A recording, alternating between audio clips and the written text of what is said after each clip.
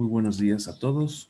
Hoy estamos con el doctor Roberto Gutiérrez Dieck, que es el coordinador clínico de Mayana Jaim.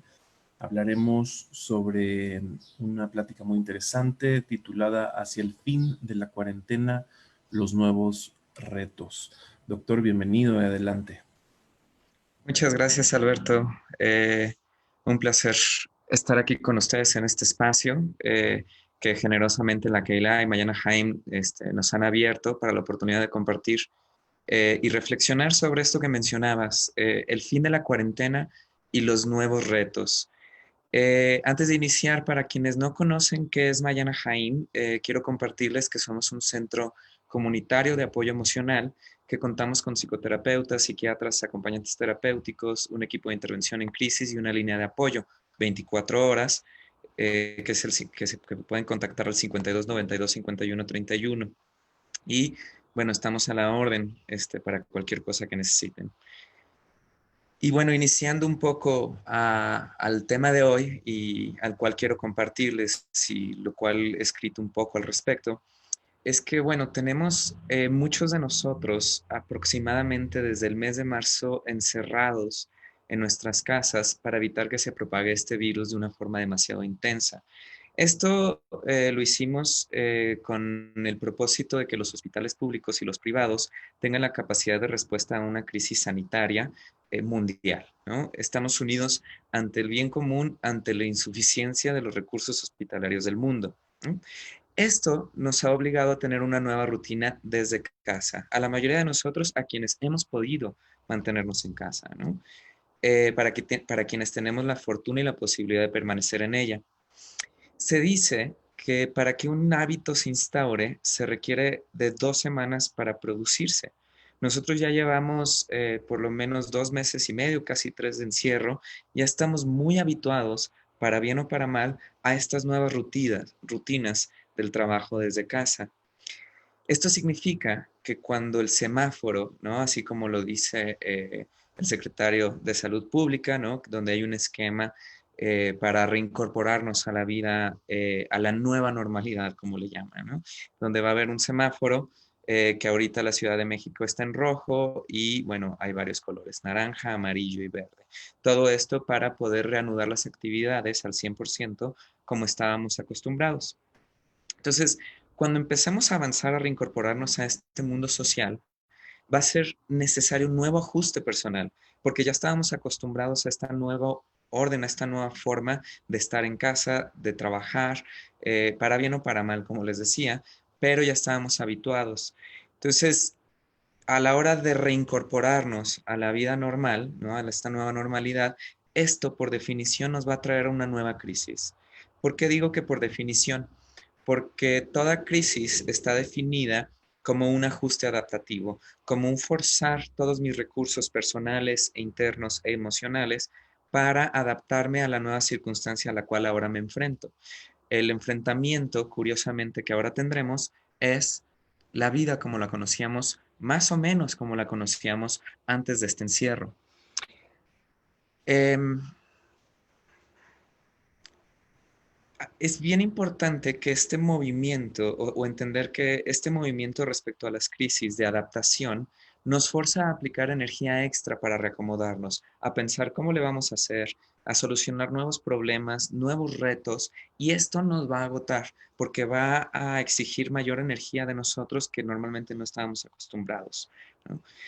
Em, Antes de explicar y entrar a detalle cuáles son estos nuevos retos, sobre todo psicológicos y emocionales, a los que nos enfrentamos, quisiera compartirles que esta nueva normalidad, como le llaman, eh, habría que cuestionarlo un poquito, ¿no? ¿Por qué? Porque no habría forma de incorporarnos tal cual respecto a lo normal, es decir, ya que normales como tales nunca lo fuimos, ¿no? Es decir, un brillante psicoanalista francés decía que ser psicoanalista es abrir los ojos a que no hay nada más disparatado que la realidad humana. Y en efecto, estamos bastante disparatados. La normalidad no remite a la salud, es bien importante entender esto. Y es un concepto enteramente estadístico que indica en la campana de Gauss, que es donde se concentra la mayor parte de la población o de la gente, ¿no? Estadísticamente, que es el 66% de la población lo que hace. Eso es la normalidad, eso es la norma. Y la norma, ¿no? En nosotros los humanos son comportamientos que no son de los más convenientes, ni efectivos, ni adecuados para nosotros, ni para nuestro ambiente, ni para nuestra salud mental. Tenemos una forma sorprendente de lastimarnos con nuestras propias torpezas, incoherencias y dificultades.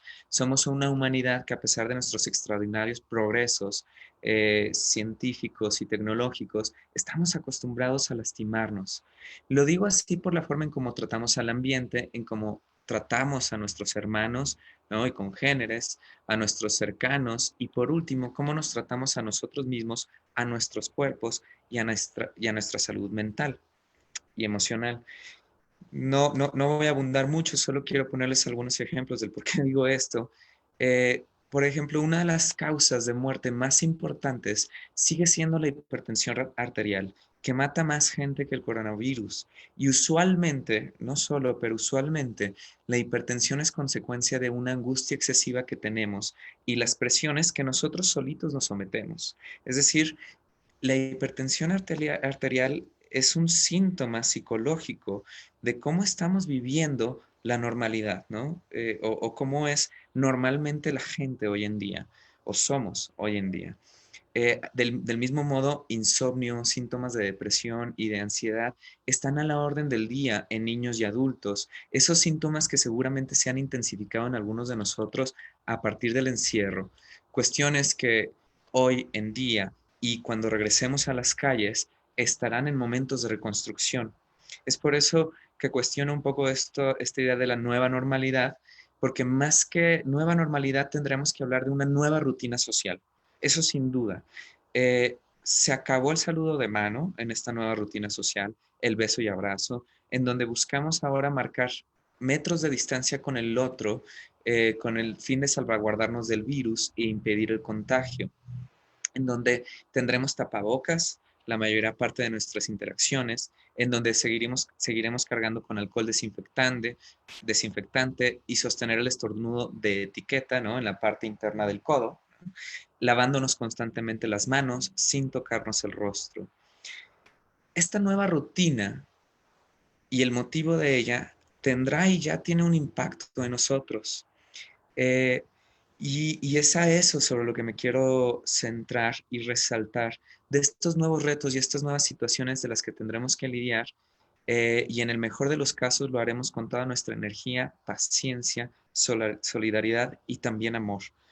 Ahorita lo explicaré, porque no es tan sencillo. Los efectos emocionales que esta nueva rutina nos acarrea o nos impacta, pueden ser sutiles, pero tienen efectos importantes en nosotros y desgastantes.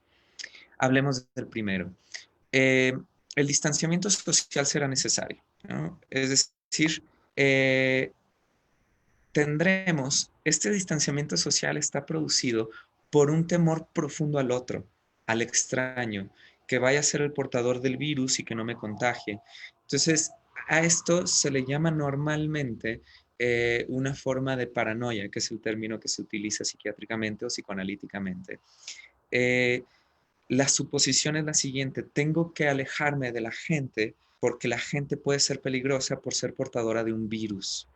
Si de por sí esta forma de relacionarnos, donde suponemos lo peor del otro, en donde nos vaya a hacer daño, en donde tememos que nos vayan a agredir, que nos vayan a transear, donde hay poca confianza entre nosotros, es una forma generalizada ya de relacionarnos, con esta nueva rutina social y este temor al coronavirus, al COVID-19, a la transmisión sobre todo, se van a agudizar estos sentimientos de paranoia, de temor al otro. El otro es un potencial transmisor de un virus invisible. La tensión va a aumentar directamente proporcional con la cantidad de gente que vaya a haber en nuestro alrededor. Para quienes utilizamos el transporte público, eso va a ser una gran fuente de angustia, ¿no? En el metro, en el camión, va a ser complicado mantener el distanciamiento social y entonces la tensión y la angustia van a ser exacerbados en esos momentos. Ello nos va a irritar, ¿no? Nos va a generar irritación si de pronto se acerca a alguien, yo lo trato de evitar y de todas maneras se sigue acercando, ¿no? Eh, y lo que se ha visto en esta situación es que eso tiene como consecuencia un incremento en la agresión.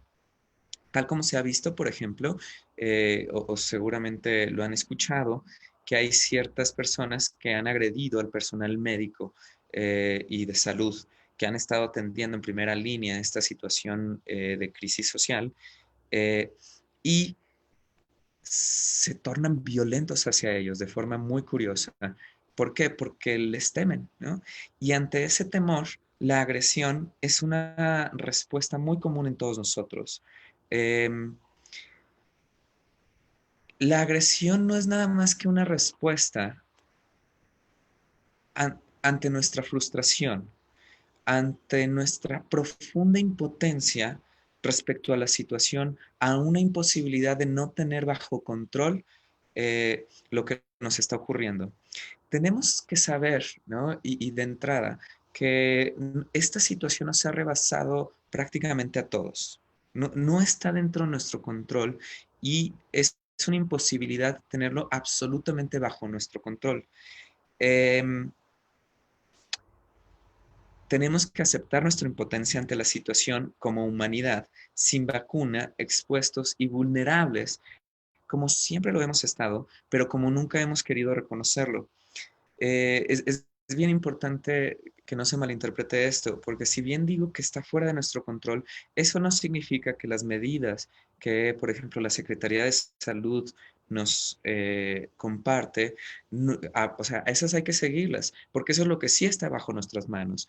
Procurar el distanciamiento social, lavarnos las manos, etcétera, etcétera. Lo que ya hemos estado haciendo y procurando. Sin embargo, ¿no? Aunque eso reduce la probabilidad de contagio, no estamos absolutamente protegidos para ello. Y esta falta de garantía y de control es lo que nos pone muy nerviosos, muy ansiosos, temerosos y ante lo cual es muy fácil por la irritación y la impotencia reaccionar con agresión. La agresión en general se dispara ante la incapacidad de reconocer esa nuestra profunda vulnerabilidad como seres humanos, como seres con un cuerpo en decadencia, como seres con un cuerpo vulnerable y mortal, ¿no? Y es esto lo que ha expuesto la pandemia. Nos ha expuesto como seres mortales que ante un capricho, azar de la naturaleza o situación, ¿no? De pronto estamos sumamente expuestos. Es por eso que la gente que menos reaccionará con agresión, y ahí no puedo hacer menos que invitarlos a que puedan encontrar espacios donde yo lo he encontrado ha sido en psicoanálisis, en psicoterapia, ¿no? Y es donde les podría compartir que se puede obtener una experiencia de abrirte y de ser vulnerable y reconocerte vulnerable no solo ante otro, y cuando uno lo hace ante el otro se reconoce vulnerable ante el mundo. Y ayuda a situar, por ejemplo, que la agresión como respuesta ante esta vulnerabilidad no ayuda a nadie, ni a uno, ¿no? Como reactivo, ni mucho menos a quien es receptor de esta agresión. Por lo mismo, invitarlos a reconocer su propia vulnerabilidad, su propia tristeza, sobre todo, porque eh, generalmente la reacción de enojo y tristeza son dos caras de la misma moneda. Ante la situación de verse fracturado el narcisismo, de verse fracturado mi ego, puedo responder con un sentimiento de agresividad o de tristeza, ¿no? En realidad, eh, suele ser, digo, suele ser menos destructiva la tristeza, ¿no? Que la agresión hacia el otro. Pero bueno, este sería como el primer punto, el distanciamiento social que nos va a producir este agudizamiento de sensación de temor al otro o de paranoia. La segunda, la segunda situación a la que nos vamos a enfrentar es que la mirada se va a volver o se ha vuelto predominante en nuestro contacto social en detrimento del contacto físico. Mirar al otro, la distancia, qué tan cerca está de ti, qué tan lejos, si el otro se acerca, que yo me aleje. Vamos a estar todo el tiempo al acecho con los ojos, con la mirada. Si de por sí ya somos una sociedad donde la imagen y la mirada es algo prevaleciente, hoy en día donde vamos a salir y el cubrebocas impide vernos la boca, ¿no? Para la hora de hablar, solo están nuestros ojos y estamos temerosos del otro, intentaremos, y es muy común, no sé si les ha ocurrido en sus salidas ocasionales que han tenido, por ejemplo, el súper o quienes todavía continúan a trabajar, todos nos miramos con mayor intensidad, casi como si en la pura fijación de la mirada pudiéramos reconocer a quien está enfermo y no, cosa que por supuesto no, evidentemente, menos que esté moqueando, ¿no? Esté en calentura y tosiendo, no nos vamos a dar cuenta, pero tratamos de controlarlo todo a través de la mirada y vamos a estar fijando nuestra mirada en los otros. Eso va a generar que esta sensación de ser mirado y ser visto se eleve un poquito más y cierta tensión social, ¿no? Son efectos, como les decía, sutiles, pero sin embargo que van a estar presentes cada uno de nosotros y dado que esta nueva rutina social se va a quedar un buen tiempo, no sabemos cuánto, estaremos a la espera de que la Secretaría de Gobernación vaya dando las indicaciones, pero por lo menos hay registros de que las pandemias duran aproximadamente 2 años. Entonces, dudo mucho que estas formas de distanciamiento social se van a mantener tanto tiempo, pero sí va a ser un rato, ¿no? Y vamos a tener que acostumbrarnos a esta nueva rutina social y esta nueva forma de interacción y cómo eso nos afecta, cómo eso nos impacta emocionalmente.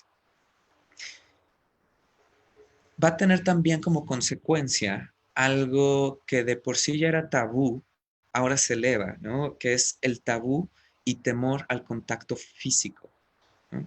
Si de por sí, les decía, en general la mayoría de nosotros tenemos un tabú al contacto físico con las personas. ¿Por qué tabú?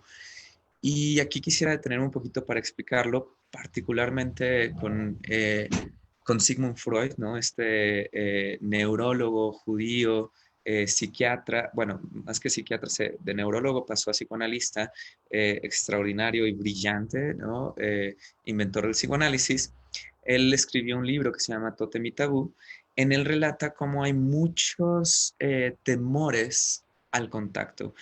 Generalmente los tabús al contacto físico ya existían antes. Ya había mucha gente que evitaba el tocar áreas públicas o, por ejemplo, el pasamanos en el metro o en el transporte público o en un restaurante y se lavaba frecuente las manos por esta idea de que pues, hay virus en todos lados. Lo que dice Sigmund Freud al respecto es que normalmente en el fondo de estos síntomas, podríamos llamarle, porque actualmente son medidas de seguridad, pero cuando no hay un riesgo de contagio inminente, en realidad Freud los describe como síntomas obsesivos, ¿no? Que si yo toco la computadora y me siento sucio, necesito lavarme las manos para liberarme de esta angustia que me inunda de pensar que puedo estar infectado. Em, Freud dice, y en general es poco famoso por eso o muy criticado, que en el fondo de ese tabú al contacto generalmente hay un deseo agresivo o sexual que se reprime y es por eso que le tememos a ello, ¿no? Porque cuando tiene que ver con el contacto sexual o con la pelea, tiene que haber contacto físico. Incluso eh, está en la forma en cómo lo hablamos, en cómo cuando alguien dice, es que lo tocó, generalmente se asume o una de dos, o que es un asunto sexual, o dos, que se trata de algo como agresivo, como cuando alguien se quiere acercar y le digo, ni me toques, ¿no? Como para pelear, ¿no? Hay mucho que se despierta en el humano, en el cuerpo humano, al contacto físico con el otro, y eso nos da miedo. Si de por sí eso nos daba miedo, y nos generaba mucha angustia y temor. Ahora, con una pandemia y un virus, donde efectivamente hay una probabilidad de que el contacto físico conlleve a la transmisión de un virus, se van a elevar muchísimas estas angustias al contacto. Es bien importante ubicar dos cosas. Una, que el tabú al contacto siempre ha existido, ¿no? Más o menos, se dice que los mexicanos somos un poquito más eh, como lo contrario, fríos, ¿no? Estamos más cálidos en relación al contacto corporal, ¿no? Que por ejemplo las culturas anglosajonas o europeas. Sin embargo, aún dentro de nosotros siempre ha habido cierto tabú al contacto.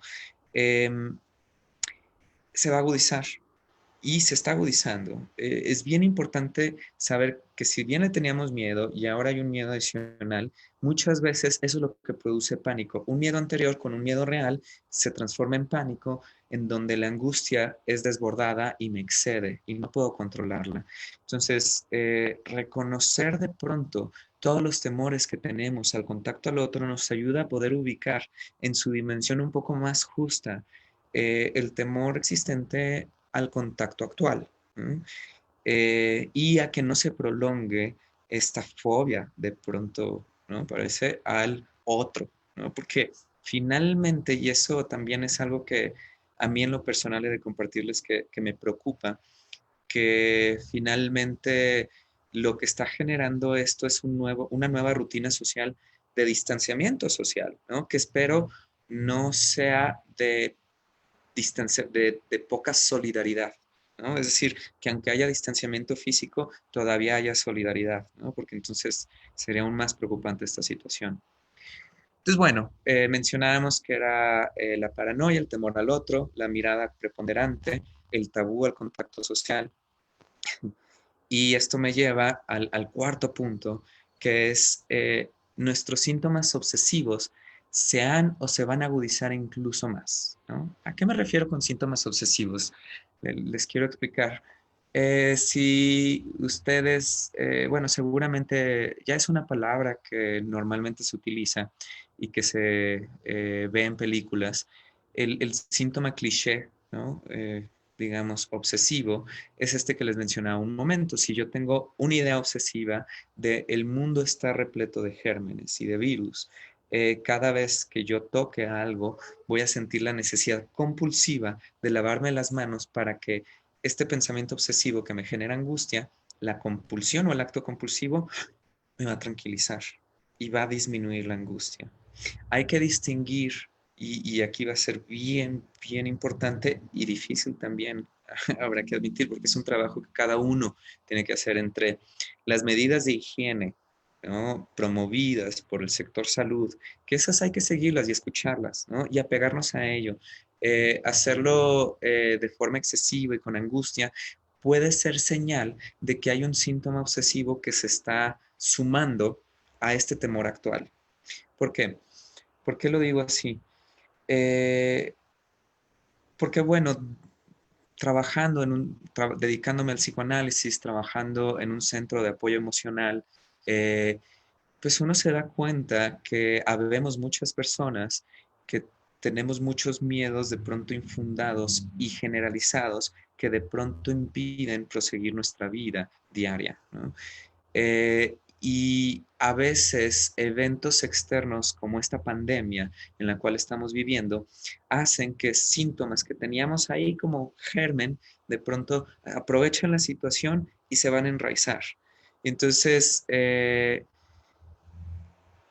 para ser un poquito más claro, ¿cómo reconocer un síntoma obsesivo? Eh, Generalmente tienen que ver con con un esfuerzo excesivo de controlar lo que está por fuera de nosotros y de nuestras posibilidades, apuntando un poquito a algo como del orden de la magia, ¿no? De si a lo mejor hago X, ¿no? Y no va a pasar, ¿no? Cuando X y Y no tienen relación una con otra. Por eso digo, sigan todas las indicaciones de salud, ¿no? Eso es bien importante. Nada más no esperen, por ejemplo, ¿a qué me refiero con apuntando a la magia, ¿no? Medicamentos que no están comprobados que ayudan, ¿no? Por ejemplo, la compra obsesiva de papel de baño, como hemos visto, son medidas de protección exageradas o incorrectas por la desesperación de sentirnos rebasados, y a lo que apunta el síntoma obsesivo es a tratar de tener control sobre algo que escapa a nuestro control. Normalmente, cuando hablan de una personalidad obsesiva, están hablando de alguien que quiere controlar mucho de lo que está por fuera de su control. Y entonces nos inventamos, ¿no? Mañas, trucos, obsesiones, para pretender que sí está dentro de nuestras manos y nuestras posibilidades. Como volviendo a lo que les decía hace un momento, será fundamental reconocernos como vulnerables en esta situación, ¿no? Porque esa vulnerabilidad nos ayuda a reconocer las medidas de protección que podemos tener y saber que aunque eso nos va a ayudar bastante, no es garantía. Eh, Generalmente el obsesivo se frustra muchísimo y se enoja profundamente porque al hacer todas estas trucos, síntomas o mañas de tratar de controlar lo que no está dentro de sus manos y de pronto, supongamos sea el caso, se contagia, ¿no? Se frustra enormemente y se enoja como si no lo mereciera, como si no fuera justo. Desafortunadamente, bueno, a veces los contagios, como tiene que ver con el contacto social, a veces es muy arbitrario, muy difícil de que esté enteramente en nuestras manos, ¿no? Eh, Esos son los síntomas obsesivos que es muy posible que se estén agudizando actualmente y se vayan a agudizar ahora que salgamos y estemos un poco más expuestos a la posibilidad del contagio. Eh, Va nuestra mente a volar y querer establecer prácticas que estén fuera, o sea, que no estén comprobadas, que ayuden a disminuir la probabilidad de contagio.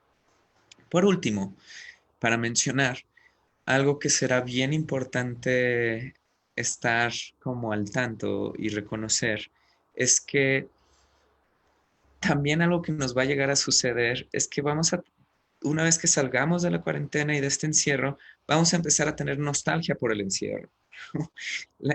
Nos hemos estado quejando mucho amargamente, o bueno, me he estado quejando mucho amargamente del encierro, del no poder salir, de no realizar la actividad normalmente como uno lo realiza, pero la característica o la naturaleza del deseo humano es siempre querer algo más, querer otra cosa, estar en una insatisfacción perpetua donde siempre nos falta algo. Si estamos en casa, nos hace falta salir. Si salimos al trabajo, nos hará falta estar en casa.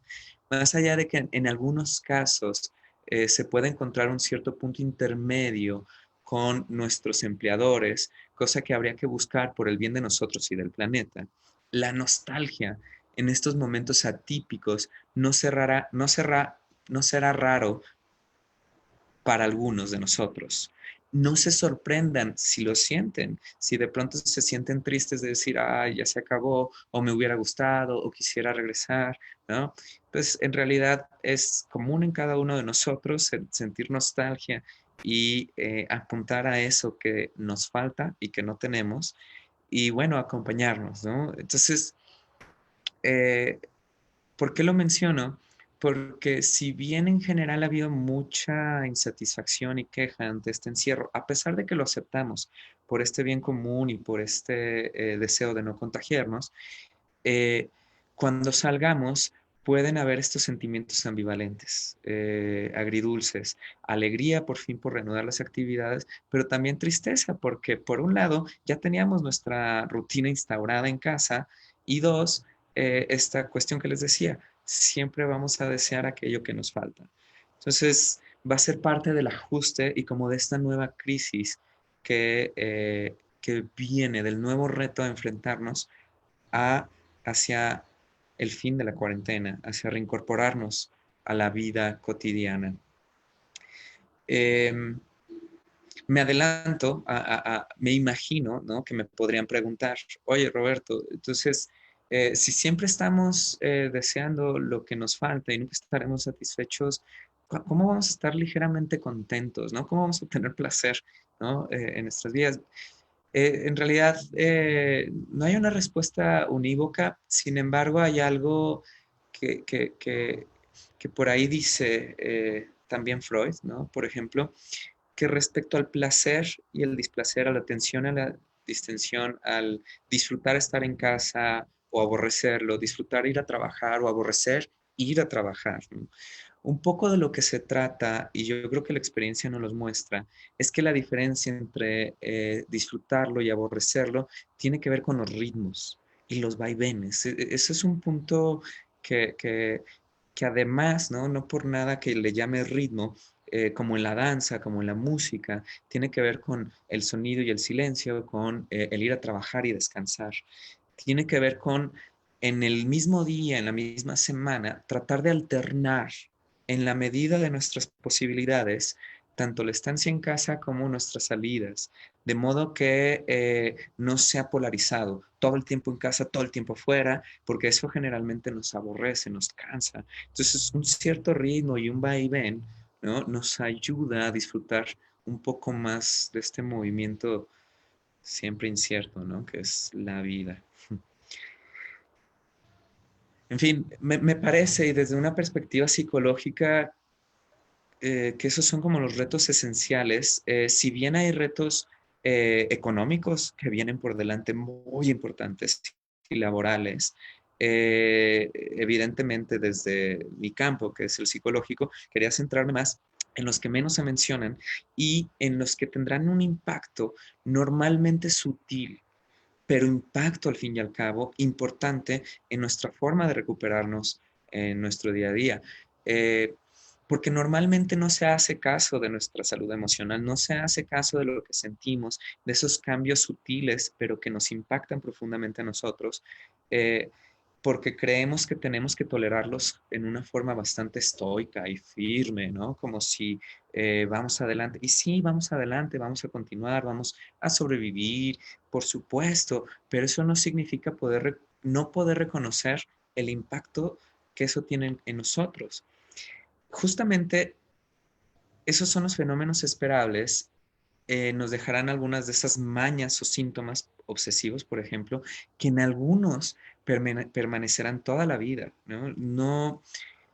Y ténganlo presente, estén al pendiente, reconózcanlo como un signo, que hay quienes incluso pasado el tiempo crítico de la pandemia van a querer seguir usando tapabocas, van a querer seguir usando las mismas medidas de higiene, que en general no son malas, lavarse las manos ni tocarse el rostro, claro que ayuda, pero por ejemplo el uso del tapabocas.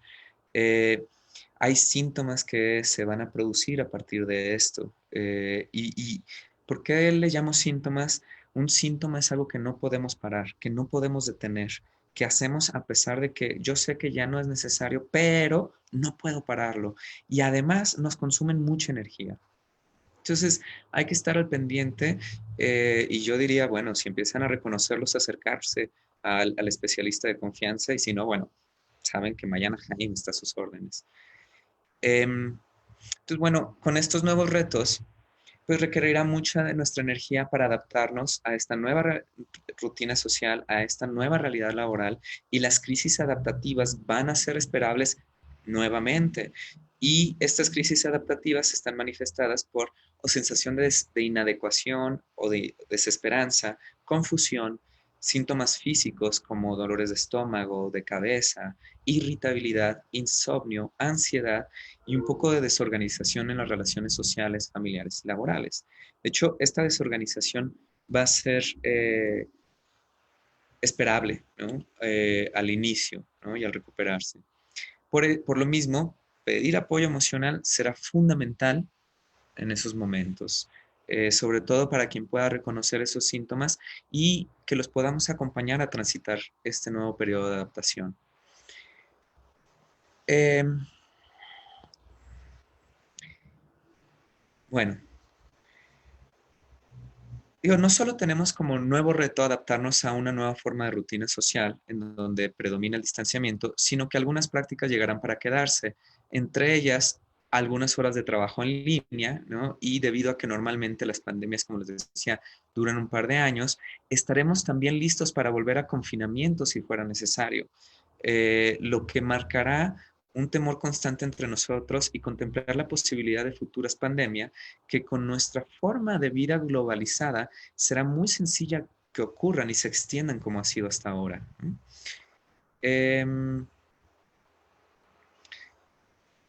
Ante toda esta incertidumbre y un nuevo orden social, no nos queda más que enfrentarlo con las herramientas que tenemos y apoyarnos el uno al otro, acentuando la solidaridad característica del pueblo mexicano, ¿no? O de la humanidad, por qué no decirlo, en situaciones de emergencia, también con amor y con cuidado por el otro. Espero eso lo tengamos muy presente.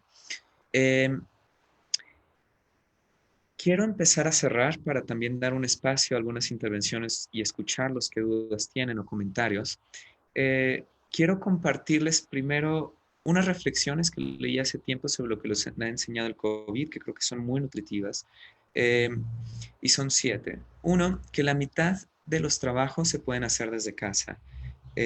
Dos, las enseñanzas del COVID nos ha mostrado que la otra mitad, ¿no?, de los trabajadores merece un salario muy superior al que tienen. Tres, que ningún partido político, ningún sistema económico está preparado para combatir una pandemia. Cuatro, la ciencia es vital para la salvación de la humanidad y agregaría como parte de la ciencia también la psicología, y ahorita lo explicaré, pero evidentemente ahorita la medicina es fundamental, ¿no? Cinco, que la naturaleza renace sin nosotros y los humanos somos absolutamente innecesarios. Seis, que sí es posible detener el cambio climático y que no es posible seguir el estilo de vida que llevábamos antes. A mí me parece fundamental esa enseñanza. Y que sí es posible dejar un momento nuestros intereses para enfocarnos por el bienestar colectivo. Eso es algo muy bonito y sin precedentes, que nos hayamos encerrado por deseo propio, sin necesidad de que México se militarice, ¿no?, para ayudar al bien común, ¿no?, para que no se extrapole esta pandemia. Y bueno, y que les decía que si la ciencia es fundamental para salvar a la humanidad, quiero compartirles que precisamente Sigmund Freud, este judío vienés de principios del siglo, bueno, finales del siglo XIX, principios del siglo XX, hombre extraordinario y brillante, si el doctor Sigmund Freud, ¿no?, que precisamente se dedicó a estudiar lo inconsciente, padre del psicoanálisis y prácticamente toda forma de psicoterapia, lo inconsciente desde Freud es básicamente el cuerpo. Y me parece que normalmente el psicoanalista es el que está en mejor posición para poder dialogar con la medicina actualmente y poder ubicar hasta dónde está lo emocional respecto a nuestro cuerpo y dónde lo físico.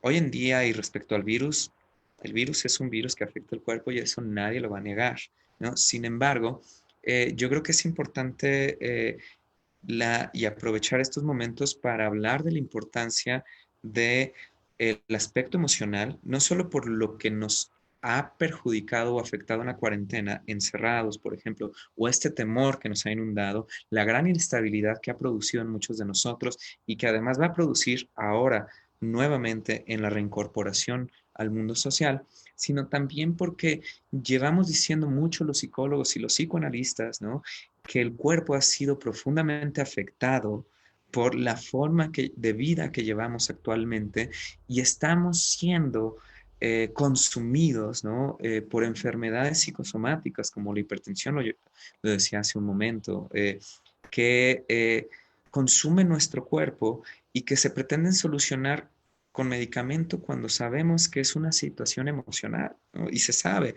Nada más que, bueno, también hay intereses, pues normalmente la medicina, la medicina ha tenido un lugar fundamental y qué bueno, ¿no?, la salvavidas, pero es importante también abrir diálogo con el ámbito también de la salud mental, ¿no?, porque ahí tenemos mucho que hacer, mucho que incidir y en parte eso me motivaba a hablar y contar, ¿no?, charlar sobre este tema, sobre los nuevos retos, para que podamos sensibilizarnos de la situación actual, de qué nos iremos enfrentando, cómo eso nos va a afectar y cómo eso nos va a afectar no solo emocionalmente, sino también nuestro cuerpo, y que finalmente recordemos, no hay forma de pensar un cuerpo sin un alma, sin una mente que la habite, que la mueva, que la empuje.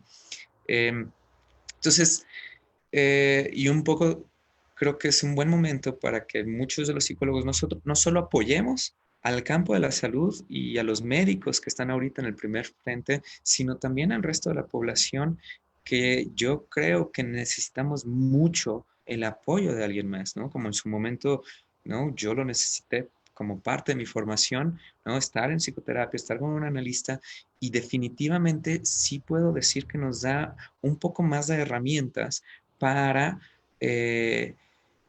no sufrir tanto. No dejamos de sufrir, ¿no? Viene con la vida, pero no sufrir tanto. ¿No? En fin, espero les haya aclarado algunos de los retos que vienen por delante. Sé que abrí muchos temas. Quisiera detener aquí la exposición de mi parte para escucharlos y si hay alguna duda o comentario al respecto. No dejo de enfatizar, uno, que si les gustó lo que les compartí y están interesados en apoyar a Mariana Jaime, no duden en llamarnos al 55 51 67 15 61, que sus aportaciones nos ayudan a seguir atendiendo a nuestra comunidad y poder seguir trabajando y ofreciendo esta labor que a mí me parece valiosísima y fundamental, ¿no? Entonces, si desean donar o apoyarnos, ahí les dejo el número en el chat: 55 51 67 15 61. Veo que hay una pregunta. Eh, Preguntan, ¿cómo podemos equilibrar para disfrutar estar en casa? Los que estamos fuera siempre lo anhelamos, pero existen las ganas de hacer cosas fuera, pasear, ver amigos y familias, y de alguna manera nos sentimos privados de nuestra libertad. Eh, Actualmente es complicado. Actualmente lo que va a ser preponderante va a ser la irritación y el aborrecimiento de estar en casa. ¿Por qué? Porque es donde estamos constantemente y en general cuando hay presencia excesiva, constante, está estadísticamente ubicado que incluso los índices de agresión se elevan, porque la irritabilidad se eleva ante la presencia constante. ¿Cómo hacerlo? ¿Cómo poder hacer para disfrutar estar en casa? Lo mejor que yo podría ofrecer ante las circunstancias actuales sería tratar de tener, uno, espacios privados, espacios a solas, ¿no? Que se den espacios, no tienen ni que ver la tele para estar solos.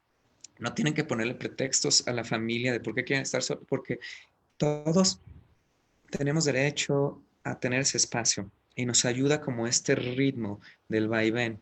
Dos, dos, en la medida de lo posible y con sus medidas de protección, salgan cercanos o una pequeña vuelta al parque con distanciamiento social y todo, pero sí permítanse salir de casa ocasionalmente.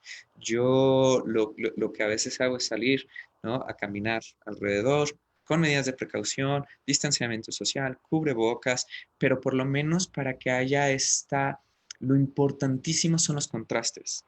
Para que no nos aborrezca algo, es importante contraste. Entonces, si uno está dentro, procurar espacios o solo o afuera, en la medida de lo posible, eh, cortos actualmente, ¿no? Con la medidas de distanciamiento social, pero de verdad no dejar de ofrecernos ese espacio, o si estamos enclaustrados, salir a la calle y hablar por teléfono con un amigo para tener una conversación con alguien distinto, solo por eso, para que haya contrastes. Me preguntan también eh, que qué opino de mindfulness. Les voy a ser muy sincero, mindfulness me parece que es una forma de integrar estrategias cognitivo-conductuales con perspectivas budistas para tratar de ser consciente de lo que percibimos. No soy experto en el tema, debido a que mi especialidad es el psicoanálisis y se orienta más a lo inconsciente.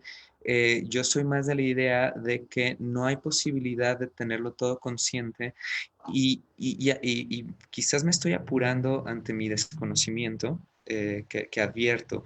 Yo creo que habría que acercarse más bien a un experto en mindfulness, pero desde lo que he escuchado, lo poco que he leído, a mí lo único que me preocupa del mindfulness es que hay una pretensión que a mi parecer desde el psicoanálisis es un poquito excesiva de querer controlar muchas de las cosas o una atención completa de todo lo que nos sucede. Y me parece que se sobreestima el poder de la conciencia, ¿no? Pero bueno, no puedo decir mucho más. Quizás en otro momento podría preparar algo y con mucho gusto hablamos sobre las diferentes corrientes y mindfulness en específico, pero de lo que sé y he trabajado, eso puedo compartir de María. Celia pregunta, ¿cómo podemos formar anticuerpos ante esta pandemia estando aislados? Los anticuerpos generalmente se producen con una muy buena alimentación, con un ritmo de vida saludable, es decir, hacer ejercicio. Traten de hacer ejercicio aeróbico y en realidad creo que eh, siguiendo también indicaciones del médico, ¿no? Cuidándose mucho. Y se dice que el estado emocional impacta el estado de salud, que normalmente tenemos pocos anticuerpos cuando estamos tristes o decaídos. Sí, eso es cierto, pero no significa necesariamente que estando alegres nos vamos a defender del coronavirus o vamos a estar eh, salvaguardados de él, ¿no? Porque además es un virus muy potente. Sin embargo, alimentándose bien, evitar fumar, ¿no? Como todas las medidas de salud que los médicos recomiendan, hacer ejercicio, porque además eso impacta en tu bienestar emocional. Y si encima de todo eso dormimos bien, que es también fundamental, nos procuramos actividades que disfrutemos, vamos a estar en un estado de bienestar y de tranquilidad y eso va a hacer que nuestro cuerpo esté en óptimas condiciones para combatir lo que venga, ¿no? No garantiza que salgamos avante del todo de la enfermedad, ¿no? Es una enfermedad que todavía no terminamos de conocer del todo y eso es lo que nos preocupa, pero bueno, recomendaría eso, cuidar la alimentación, dormir muy bien eh, y realizar ejercicio y realizar actividades que disfruten, ¿no? Estar activos en mente y cuerpo. Muchas gracias, Sara, por tus comentarios. También Sara Schweizer.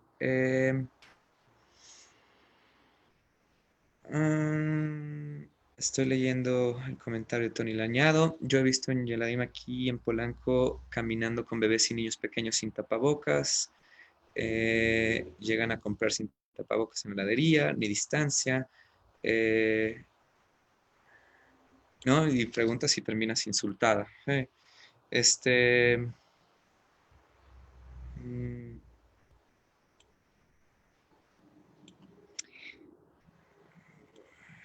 sí tengo que hacer. Muy bien, está muy interesante, ¿no? Porque ¿no? Nos están compartiendo que hay momentos donde hay gente que está saliendo sin tapabocas, que se está exponiendo y que,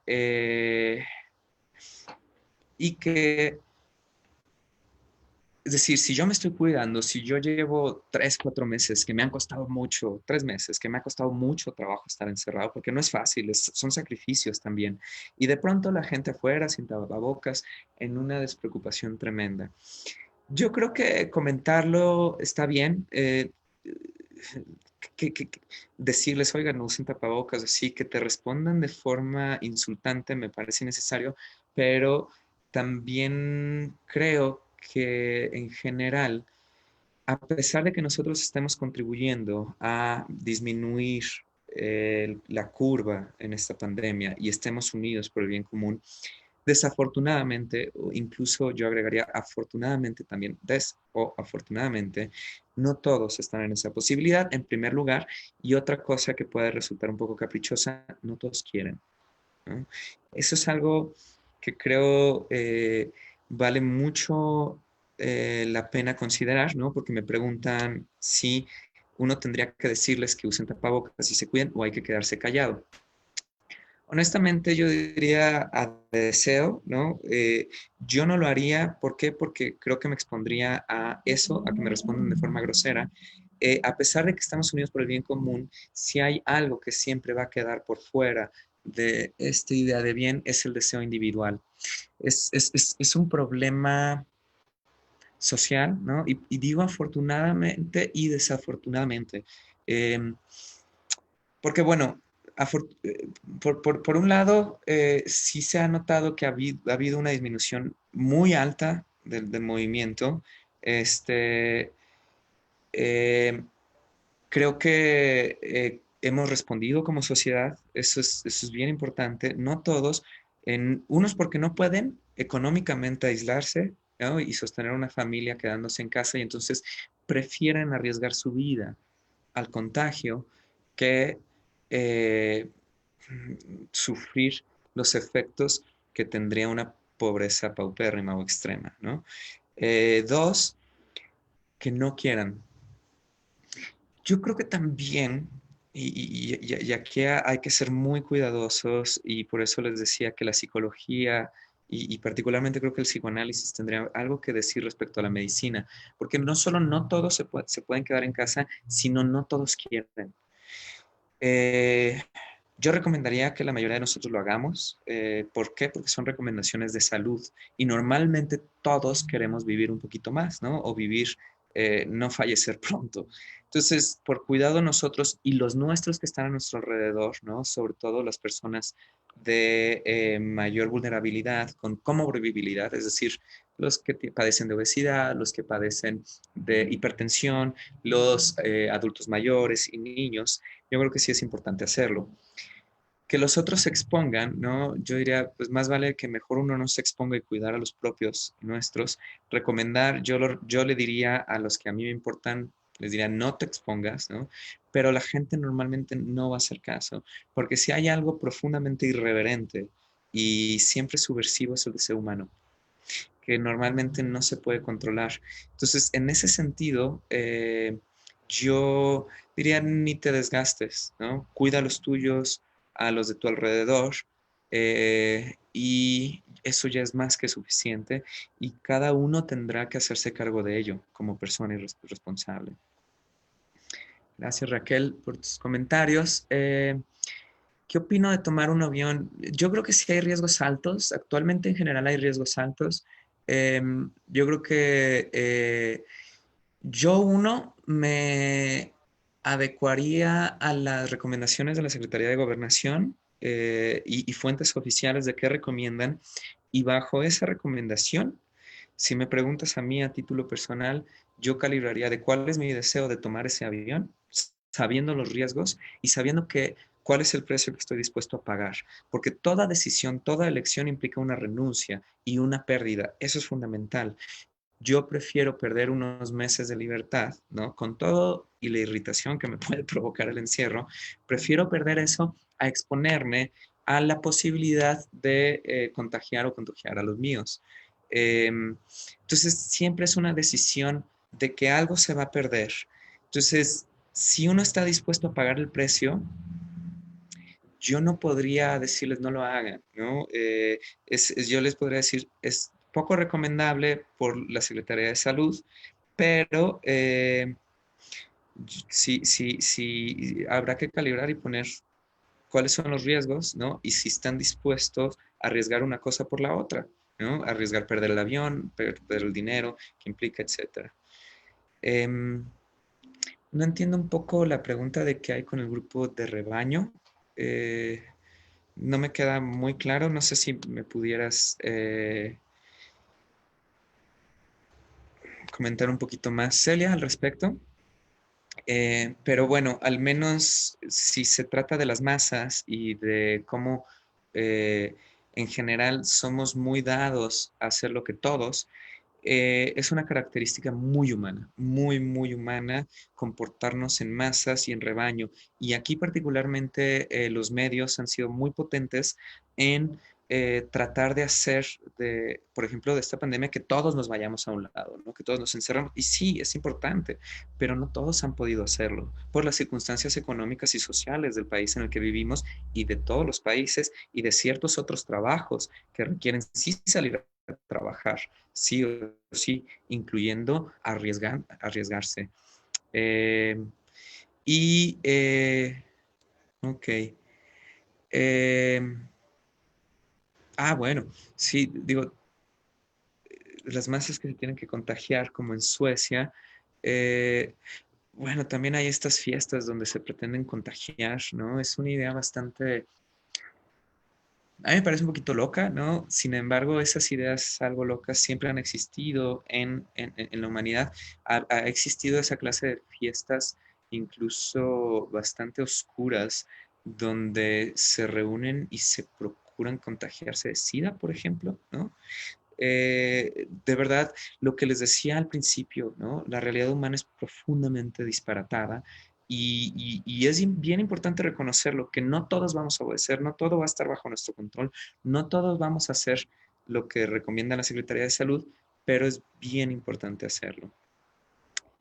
Les agradezco muchísimo sus intervenciones. Me encantaría seguir platicando, como se nota, eh, sobre este tema y muchos otros.